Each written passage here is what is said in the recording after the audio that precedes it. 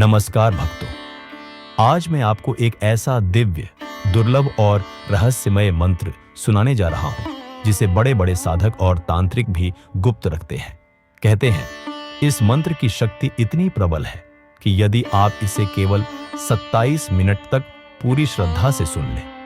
तो जीवन के हर रुके हुए काम, पैसों की समस्या, व्यापार में नुकसान, सब कुछ एक एक करके स्वयं श्री हरि विष्णु और मां लक्ष्मी की कृपा से समाप्त हो जाता है। लेकिन ध्यान रखिए, इस मंत्र को अधूरा सुनना वर्जित है। यदि आपने इस मंत्र को अधूरी श्रद्धा से सुना, तो इसका असर उल्टा भी हो सकता है। और अगर पूरे मन से पूरे 27 मिनट तक सुना, तो जो चमत्कार होता है वह आपकी कल्पनाओं से परे है। और हां दोस्तों, अगर आप सच में चाहते हैं कि आपके जीवन में भी लक्ष्मी का आगमन हो, तो अभी इस वीडियो को लाइक जरूर करें, नीचे कमेंट करके जय श्री हरि विष्णु लिखें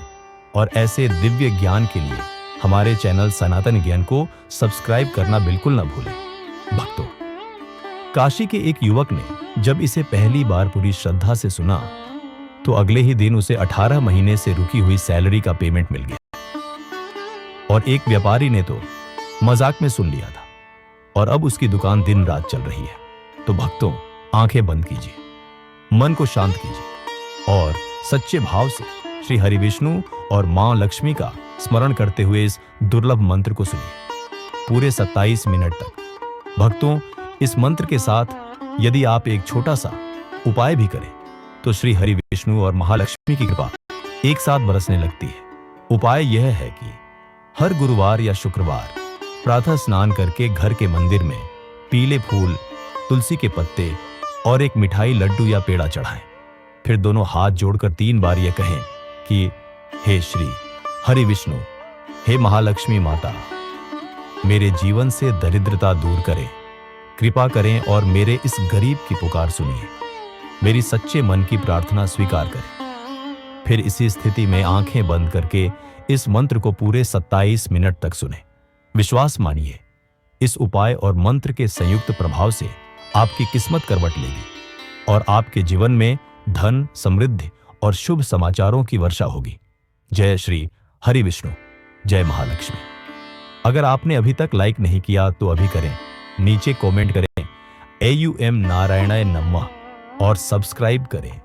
ताकि यह दिव्य ऊर्जा हर दिन आपके जीवन में प्रवेश करती रहे। शान्ताकारं भुजगशयनं पद्मनाभं सुरेशं विश्वधारं गगनसदृशं मेघवर्णं शुभांगं लक्ष्मीकान्तं कमलनयनं योगिविधर्यानग्मयं वन्दे विष्णु भवभयहरं सर्वलोकैकनाथम्। शान्ताकारं भुजगशयनं पद्मनाभं सुरेशं विश्वधारं गगनसदृशं मेघवर्णं शुभांगं लक्ष्मीकान्तं कमलनयनं योगिविधर्यानग्मयं वन्दे विष्णु भवभयहरं सर्वलोकैकनाथम्। शान्ताकारं भुजगशयनं पद्मनाभं सुरेशं विश्वधारं गगनसदृशं मेघवर्णं शुभांगं लक्ष्मीकान्तं कमलनयनं योगिविधर्यानग्मयं वन्दे विष्णु भवभयहरं सर्वलोकैकनाथम्। शान्ताकारं भुजगशयनं पद्मनाभं सुरेशं विश्वधारं गगनसदृशं मेघवर्णं शुभांगं लक्ष्मीकान्तं कमलनयनं योगिविधर्यानग्मयं वन्दे विष्णु भवभयहरं सर्वलोकैकनाथम्। शान्ताकारं भुजगशयनं पद्मनाभं सुरेशं विश्वधारं गगनसदृशं मेघवर्णं शुभाङ्गं लक्ष्मीकान्तं कमलनयनं योगिविधर्यानग्मयं वन्दे विष्णुभवभयहरं सर्वलोकैकनाथम् शान्ताकारं भुजगशयनं पद्मनाभं सुरेशं विश्वधारं गगनसदृशं मेघवर्णं शुभाङ्गं लक्ष्मीकान्तं कमलनयनं योगिविधर्यानग्मयं वन्दे विष्णुभवभयहरं सर्वलोकैकनाथम् शान्ताकारं भुजगशयनं पद्मनाभं सुरेशं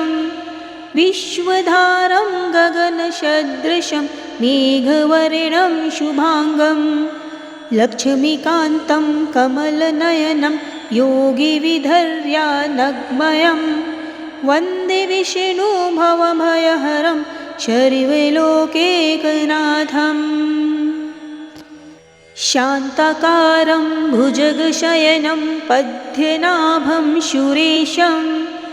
विश्वधारं गगनसदृशं मेघवर्णं शुभाङ्गं लक्ष्मीकान्तं कमलनयनं योगिविधर्यानग्मयं वन्दे विष्णुभवभयहरं सर्वलोकैकनाथम् शान्ताकारं भुजगशयनं पद्मनाभं सुरेशं विश्वधारं गगनसदृशं मेघवर्णं शुभाङ्गं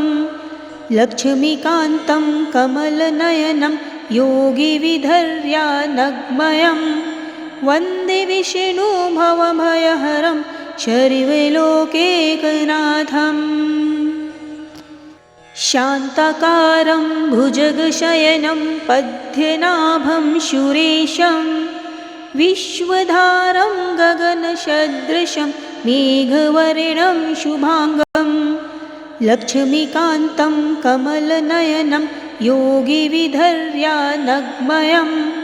वन्दे विष्णुभवभयहरं सर्वलोकैकनाथम्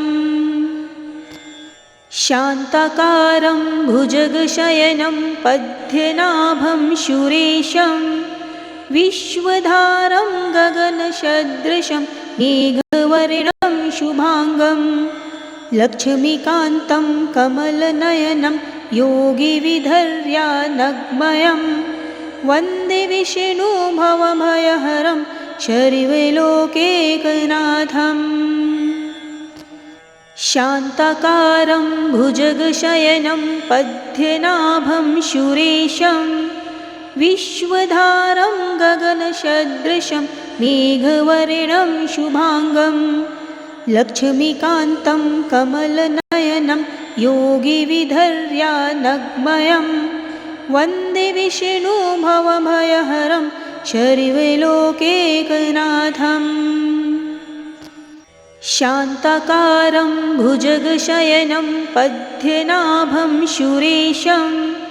विश्वधारं गगनसदृशं मेघवर्णं शुभाङ्गं लक्ष्मीकान्तं कमलनयनं योगिविधर्यानग्मयं वन्दे विष्णुभवभयहरं सर्वलोकैकनाथम् शान्ताकारं भुजगशयनं पद्मनाभं सुरेशं विश्वधारं गगनसदृशं मेघवर्णं शुभाङ्गं लक्ष्मीकान्तं कमलनयनं योगिविधर्यानग्मयं वन्दे विष्णुभवभयहरं सर्वलोकैकनाथम् शान्ताकारं भुजगशयनं पद्मनाभं सुरेशं विश्वधारं गगनसदृशं मेघवर्णं शुभाङ्गं लक्ष्मीकान्तं कमलनयनं योगिविधर्यानग्मयं वन्दे विष्णुभवभयहरं शर्वलोकैकनाथम् शान्ताकारं भुजगशयनं पद्मनाभं सुरेशं विश्वधारं गगनसदृशं मेघवर्णं शुभांगं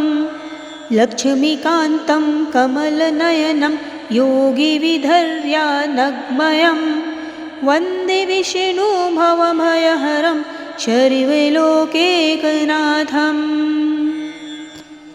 शान्ताकारं भुजगशयनं पद्मनाभं सुरेशं विश्वधारं गगनसदृशं मेघवर्णं शुभांगं लक्ष्मीकान्तं कमलनयनं योगिविधर्यानग्मयं वन्दे विष्णुभवभयहरं शर्वलोकैकनाथम् शान्ताकारं भुजगशयनं पद्मनाभं सुरेशं विश्वधारं गगनसदृशं मेघवर्णं शुभांगं लक्ष्मीकान्तं कमलनयनं योगिविधर्यानग्मयं वन्दे विष्णुभवभयहरं शर्वलोकैकनाथम् शान्ताकारं भुजगशयनं पद्मनाभं सुरेशं विश्वधारं गगनसदृशं मेघवर्णं शुभांगं लक्ष्मीकान्तं कमलनयनं योगिविधर्यानग्मयं वन्दे विष्णुभवभयहरं शर्वलोकैकनाथम् शान्ताकारं भुजगशयनं पद्मनाभं सुरेशं विश्वधारं गगनसदृशं मेघवर्णं शुभांगं लक्ष्मीकान्तं कमलनयनं योगिविधर्यानग्मयं वन्दे विष्णुभवभयहरं शर्वलोकैकनाथम् शान्ताकारं भुजगशयनं पद्मनाभं सुरेशं विश्वधारं गगनसदृशं मेघवर्णं शुभांगं लक्ष्मीकान्तं कमलनयनं योगिविधर्यानग्मयं वन्दे विष्णुभवभयहरं शर्वलोकैकनाथम् शान्ताकारं भुजगशयनं पद्मनाभं सुरेशं विश्वधारं गगनसदृशं मेघवर्णं शुभांगं लक्ष्मीकान्तं कमलनयनं योगिविधर्यानग्मयं वन्दे विष्णुभवभयहरं शर्वलोकैकनाथम् शान्ताकारं भुजगशयनं पद्मनाभं सुरेशं विश्वधारं गगनसदृशं मेघवर्णं शुभांगं लक्ष्मीकान्तं कमलनयनं योगिविधर्यानग्मयं वन्दे विष्णुभवभयहरं शर्वलोकैकनाथम् शान्ताकारं भुजगशयनं पद्मनाभं सुरेशं विश्वधारं गगनसदृशं मेघवर्णं शुभांगं लक्ष्मीकान्तं कमलनयनं योगिविधर्यानग्मयं वन्दे विष्णुभवभयहरं शर्वलोकैकनाथम् शान्ताकारं भुजगशयनं पद्मनाभं सुरेशं विश्वधारं गगनसदृशं मेघवर्णं शुभांगं लक्ष्मीकान्तं कमलनयनं योगिविधर्यानग्मयं वन्दे विष्णुभवभयहरं शर्वलोकैकनाथम् शान्ताकारं भुजगशयनं पद्मनाभं सुरेशं विश्वधारं गगनसदृशं मेघवर्णं शुभाङ्गं लक्ष्मीकान्तं कमलनयनं योगिविधर्यानग्मयं वन्दे विष्णु भवभयहरं शर्वलोकैकनाथम् शान्ताकारं भुजगशयनं पद्मनाभं सुरेशं विश्वधारं गगनसदृशं मेघवर्णं शुभाङ्गं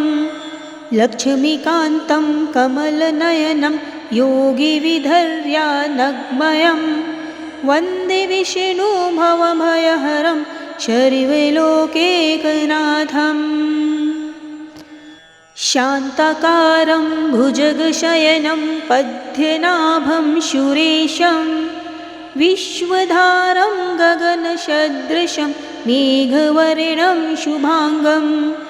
लक्ष्मीकान्तं कमलनयनं योगिविधर्यानग्मयं वन्दे विष्णु भवभयहरं शर्वलोकैकनाथम्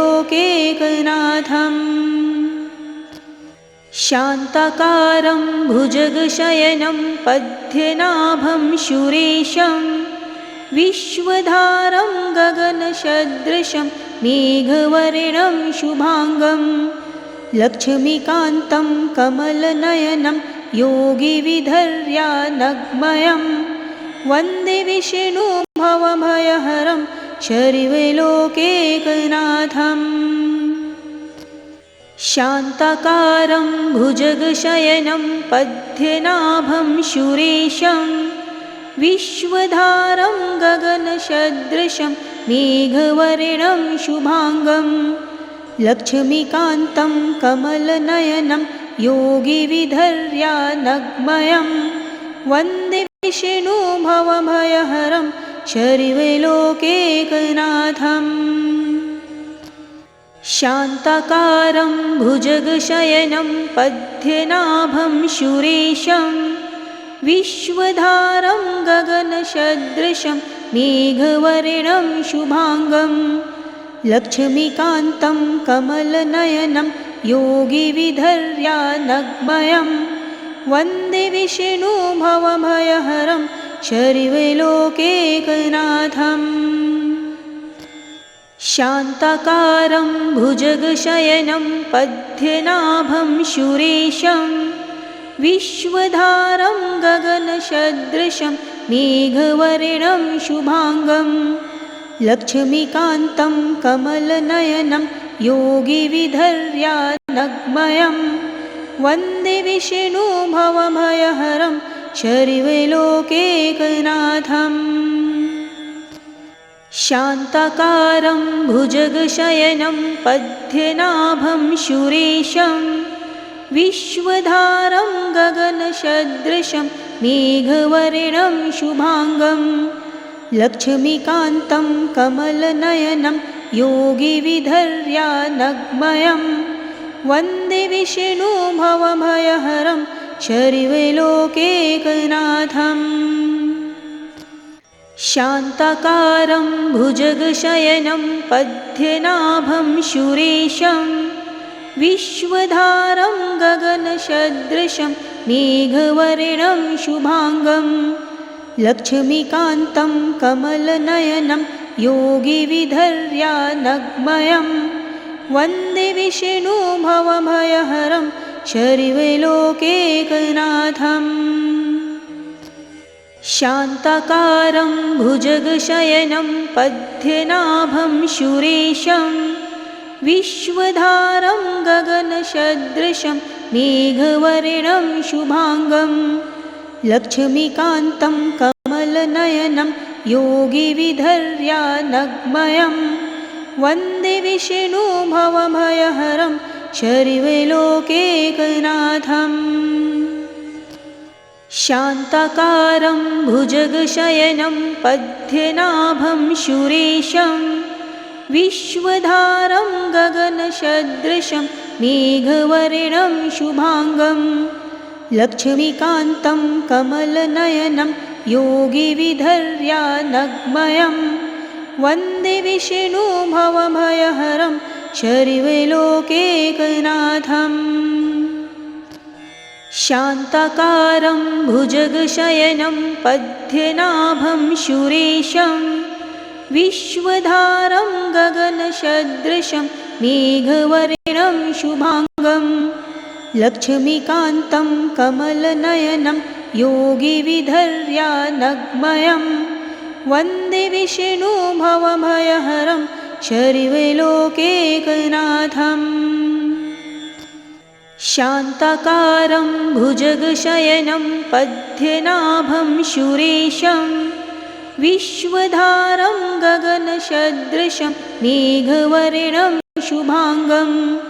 लक्ष्मीकान्तं कमलनयनं योगिविधर्यानग्मयं वन्दे विष्णु भवभयहरं शर्वलोकैकनाथम्। शान्ताकारं भुजगशयनं पद्मनाभं सुरेशं विश्वधारं गगनसदृशं मेघवर्णं शुभांगं लक्ष्मीकान्तं कमलनयनं योगिविधर्यानग्मयं वन्दे विष्णु भवभयहरं शर्वलोकैकनाथम्। शान्ताकारं भुजगशयनं पद्मनाभं सुरेशं विश्वधारं गगनसदृशं मेघवर्णं शुभांगं लक्ष्मीकान्तं कमलनयनं योगिविधर्यानग्मयं वन्दे विष्णु भवभयहरं शर्वलोकैकनाथम्। शान्ताकारं भुजगशयनं पद्मनाभं सुरेशं विश्वधारं गगनसदृशं मेघवर्णं शुभांगं लक्ष्मीकान्तं कमलनयनं योगिविधर्यानग्मयं वन्दे विष्णु भवभयहरं शर्वलोकैकनाथम्। शान्ताकारं भुजगशयनं पद्मनाभं सुरेशं विश्वधारं गगनसदृशं मेघवर्णं शुभांगं लक्ष्मीकान्तं कमलनयनं योगिविधर्यानग्मयं वन्दे विष्णु भवभयहरं शर्वलोकैकनाथम्। शान्ताकारं भुजगशयनं पद्मनाभं सुरेशं विश्वधारं गगनसदृशं मेघवर्णं शुभांगं लक्ष्मीकान्तं कमलनयनं योगिविधर्यानग्मयं वन्दे विष्णु भवभयहरं शर्वलोकैकनाथम्। शान्ताकारं भुजगशयनं पद्मनाभं सुरेशं विश्वधारं गगनसदृशं मेघवर्णं शुभांगं लक्ष्मीकान्तं कमलनयनं योगिविधर्यानग्मयं वन्दे विष्णु भवभयहरं शर्वलोकैकनाथम्। शान्ताकारं भुजगशयनं पद्मनाभं सुरेशं विश्वधारं गगनसदृशं मेघवर्णं शुभांगं लक्ष्मीकान्तं कमलनयनं योगिविधर्यानग्मयं वन्दे विष्णु भवभयहरं शर्वलोकैकनाथम्। शान्ताकारं भुजगशयनं पद्मनाभं सुरेशं विश्वधारं गगनसदृशं मेघवर्णं शुभांगं लक्ष्मीकान्तं कमलनयनं योगिविधर्यानग्मयं वन्दे विष्णु भवभयहरं शर्वलोकैकनाथम्। शान्ताकारं भुजगशयनं पद्मनाभं सुरेशं विश्वधारं गगनसदृशं मेघवर्णं शुभांगं लक्ष्मीकान्तं कमलनयनं योगिविधर्यानग्मयं वन्दे विष्णु भवभयहरं शर्वलोकैकनाथम् शान्ताकारं भुजगशयनं पद्मनाभं सुरेशं विश्वधारं गगनसदृशं मेघवर्णं शुभाङ्गं लक्ष्मीकान्तं कमलनयनं योगिविधर्यानग्मयं वन्दे विष्णु भवभयहरं शर्वलोकैकनाथम् शान्ताकारं भुजगशयनं पद्मनाभं सुरेशं विश्वधारं गगनसदृशं मेघवर्णं शुभाङ्गं लक्ष्मीकान्तं कमलनयनं योगिविधर्यानग्मयं वन्दे विष्णु भवभयहरं शर्वलोकैकनाथम् शान्ताकारं भुजगशयनं पद्मनाभं सुरेशं विश्वधारं गगनसदृशं मेघवर्णं शुभाङ्गं लक्ष्मीकान्तं कमलनयनं योगिविधर्यानग्मयं वन्दे विष्णु भवभयहरं शर्वलोकैकनाथम्